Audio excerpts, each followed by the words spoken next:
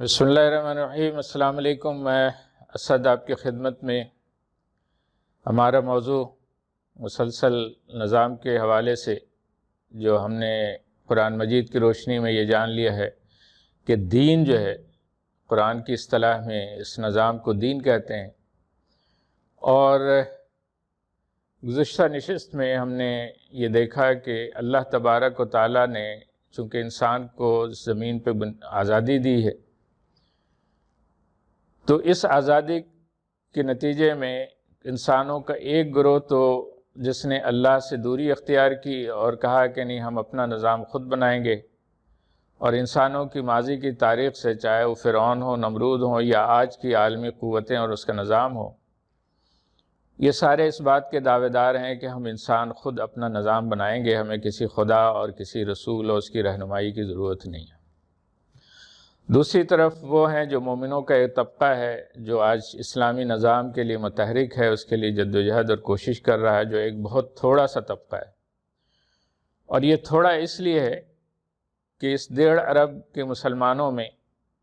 مسلمانوں کی اکثریت آج عملاً اس نظام کو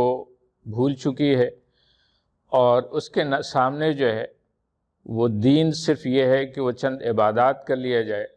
اور جو لوگ چند عبادات کر لیتے ہیں انہی کو وہ دیندار کہتے ہیں۔ بلکہ ہمارے یہاں تو ایک جماعت مسلسل اس پہ کام کر رہی ہے کہ وہ کہتی بھی ہے کہ اللہ نے ہماری اور آپ کی اور تمام انسانوں کی کامیابی اپنے پورے دین میں رکھی ہے، اور بات ان کی یہاں ٹھیک ہے،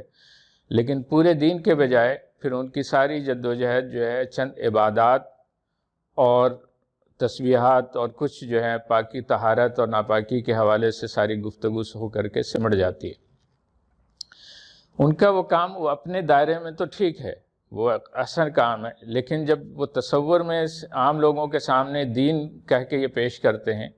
تو معاشرے کا عام طبقہ یہ سمجھتا ہے کہ دین یہی ہے، اور دیندار وہی لوگ ہیں جو بس اللہ سے جڑے ہوئے ہوتے ہیں۔ لہٰذا وہ طبقہ مسلمانوں کا جو اس بات کی دعوت لے کے اٹھا ہے کہ اللہ کے حکم کے مطابق جیسا کہ رسولوں نے قائم کیا ہے تو اس کے مطابق جو ہے نظام بننا چاہیے، تو لوگ اسے سیاست کہہ کر کے مسترد کر دیتے ہیں۔ آج مسلم دنیا میں ان کو اس طرح ووٹ نہیں ملتا، اور اگر ووٹ مل بھی جائے تو خود مسلم حکمراں جو ہیں ان دینی قوتوں کو پامال کر دیتے ہیں، انہیں پوری قوت سے کچل دیتے ہیں، جیسا کہ ہم نے مصر میں دیکھا۔ اب دیکھیں کہ جو رسول جو دعوت لے کے آئے ہیں اور جو ان کی جدوجہد رہی ہے وہ سارا اس نظام کے لیے رہا ہے۔ مثال کے طور پر آپ دیکھیں کہ یوسف علیہ السلام جب مصر پہنچے اور مصر میں جب ان کو اختیار ملا، تو آپ دیکھیں کہ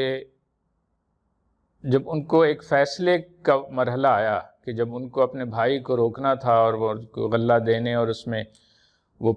پیالہ جو ہے ان کے بھائی کے اس بوری میں رکھا گیا، تو اب انہوں نے اس کو روکنا تھا، اب اس کے مطابق جو مقدمے کا فیصلہ کرنا تھا انہوں نے، تو یوسف علیہ السلام نے جو مصر کا نظام تھا، مصر کا جو قانون تھا، اس کے مطابق فیصلہ نہیں کیا، بلکہ ابراہیم علیہ السلام کی، چونکہ وہ ابراہیم علیہ السلام کے پرپوتے تھے، اور اس وقت ابراہیم علیہ السلام کی شریعت موجود تھی جو وہاں شام میں، فلسطین میں خود جو ہے یوسف علیہ السلام کے والد یعقوب علیہ السلام کے تحت وہ نظام وہاں کام کر رہا تھا۔ لہٰذا مصر میں یوسف علیہ السلام نے اپنے بھائی کا فیصلہ مصر کے حکمراں کے بجائے ابراہیم علیہ السلام کی شریعت کے مطابق، ان کے نظام کے مطابق کیا۔ اور آپ دیکھیں کہ سورہ یوسف کے آیت نمبر 76، آیت نمبر 76 کو آپ اٹھا کے دیکھیں تو اللہ تعالیٰ نے وہاں پر واضح طور پر کہا ہے کہ یوسف کے لیے یہ جائز نہ تھا کہ وہ مصر کے بادشاہ کے دین کے مطابق فیصلہ کرتے۔ تو یہاں پر پھر دیکھیں کہ مصر کے جو بادشاہ ہیں اور اس کا جو نظام وہاں قائم تھا، اس کو بھی اللہ تعالیٰ نے دین کہا ہے، اور یہی وجہ ہے کہ خود نبی اکرم صلی اللہ علیہ وسلم جو ختم الرسل ہیں، ان کو جو اللہ تعالیٰ نے دین یعنی نظام دے کر کے بھیجا تھا، تو اس نظام کے متعلق خود اللہ تعالیٰ نے سورہ صف میں کہا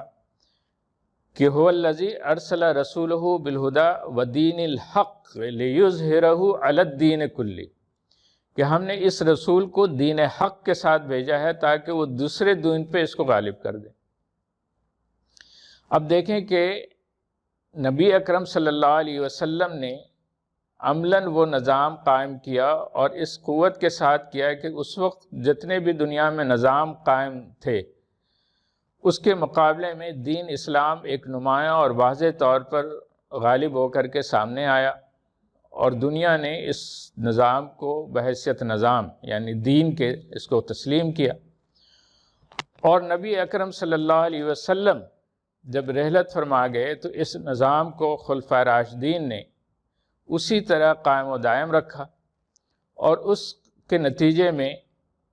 وہ نظام چلتا رہا، الا یہ کہ پھر مسلمانوں میں ایک بگاڑ آئی، اور بگاڑ آیا کہ مسلمان خود بادشاہ بن گئے، خود حاکم بن گئے، حالانکہ اسلامی نظام میں، دین اسلام میں،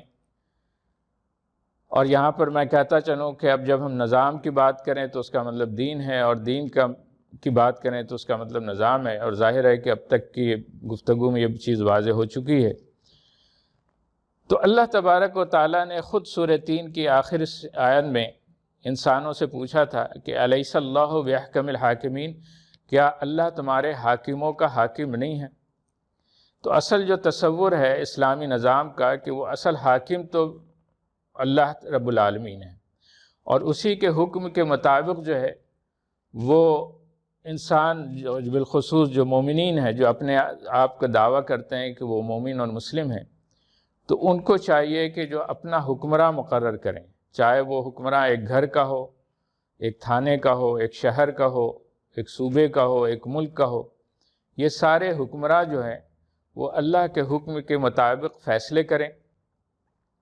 اور خود نبی اکرم صلی اللہ علیہ وسلم کا یہی طریقہ رہا، آپ کے بعد خلفائے راشدین ابو بکر، عمر، عثمان و علی رضی اللہ عنہم مجمعین، ان سب کا بھی طریقہ یہی رہا۔ یہی وجہ ہے کہ ان کو خلفائے راشدین کہا جاتا ہے، جو رشد کے اس نظام پر جو اللہ نے واضح کیا تھا کہ قد تبین الرشد من الغی، تو راشدین اسی لیے تھے کہ وہ رشد کے پورے ٹھیک راستے پہ قائم تھے، لیکن اس کے بعد وہ بگاڑ آئی، اور اس بگاڑ کے نتیجے میں بتدریج جو ہے مسلمانوں میں عملی طور پر بھی اس پہ غلطیاں آئیں، اور پھر بعد میں فکری طور پر بھی اس کے اندر خامی آئی۔ عملی طور پر تو یہ آئے کہ حکمراں چونکہ بادشاہ بن گئے، اور جب بادشاہ تھے تو وہ ان کی تو میں تھی، وہ میرا حکم چلے گا، وہ خود بادشاہ حاکم بن گئے، انہی کے کہے ہوئے فیصلے ہونے لگے، اور بتدریج جو ہے مسلم معاشرہ جو ہے اللہ کے حکم سے غافل ہوتا گیا، اللہ کے احکام زندگی کے دائروں سے سمٹتے چلے گئے، اور ایک وقت آیا کہ یہ اللہ کے احکام صرف چند عبادات اور چند معاشری رسومات تک محدود ہو کر کے رہ گئے ہیں۔ اسی طرح فکری مغالطہ بھی آیا، فکری انحطاط اور زوال بھی آیا، اور بالخصوص جو ہے ہم جو بعد کے دور میں جو لوگ آئے، اس میں چونکہ عجم حکمراں ہوئے مسلم دنیا پہ، ترک اور ایران اور افغانستان کے لوگ حکمراں ہوئے،